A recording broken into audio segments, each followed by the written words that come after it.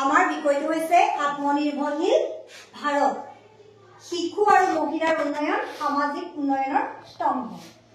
আমাৰ ভাৰতবৰ্ষত 2014 চনৰ পৰাই নৰেন্দ্ৰ মোদী ডাঙৰীয়াই আমাৰ দেশখনক আত্মনিৰ্ভৰশীল ভাৰত হিচাপে গঢ়ি তুলিবলৈ বিভিন্ন কাৰ্যপন্থা হাতত লৈছে। ভাৰতবৰ্ষখন আত্মনিৰ্ভৰশীল দেশ হিচাপে পৰিচিত হ'বলৈ হ'লে আমাৰ দেশত থকা পুৰুষ মহিলা শিশু সকলো ক্ষেত্ৰতে আগবঢ়া হ'ব লাগিব।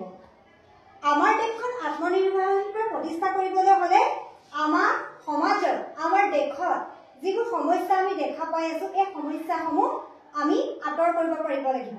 আমি যিবোৰ সমস্যাৰ মুখামুখি হৈছো সেইবোৰ আঁতৰাব লাগিব। এতিয়া প্ৰথম সমস্যাটোৱে হৈছে শিক্ষাৰ অভাৱ। সমাজৰ প্ৰত্যেকজন লোকে শিক্ষিত হ'ব লাগিব। আধাতে স্কুল এৰি থৈ যাব নালাগিব।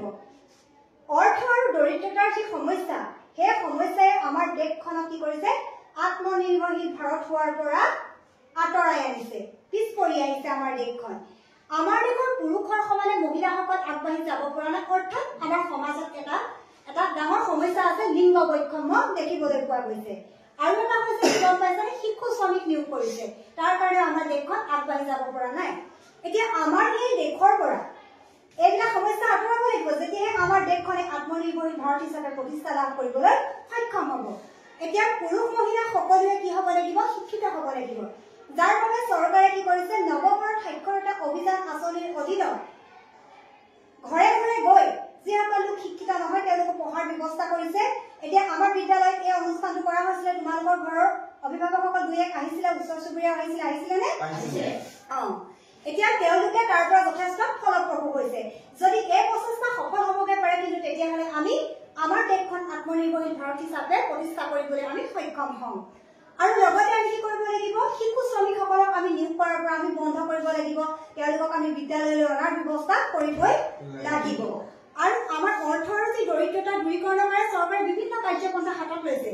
আমাৰ গাঁৱে ভূঞে সকলোতে তাৰ ব্যৱস্থা কৰি দিছে।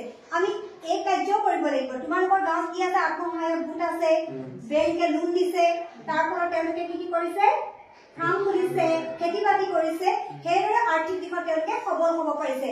যদি তেনেকৈ সবল হ'ব পাৰে তেতিয়াহ'লে আমাৰ কি হ'ব শিশু আৰু মহিলা সকলোৱে উন্নয়ন কৰিব পাৰিব, তেতিয়াহে আমাৰ দেশখন এখন আত্মনিৰ্ভৰশীল ভাৰত হিচাপে প্ৰতিষ্ঠা লাভ কৰিব পাৰিব।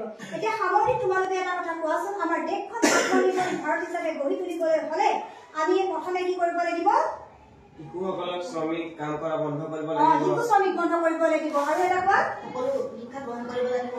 সকলো পুৰুষ মহিলা সকলোৱে শিক্ষা গ্ৰহণ কৰিব লাগিব।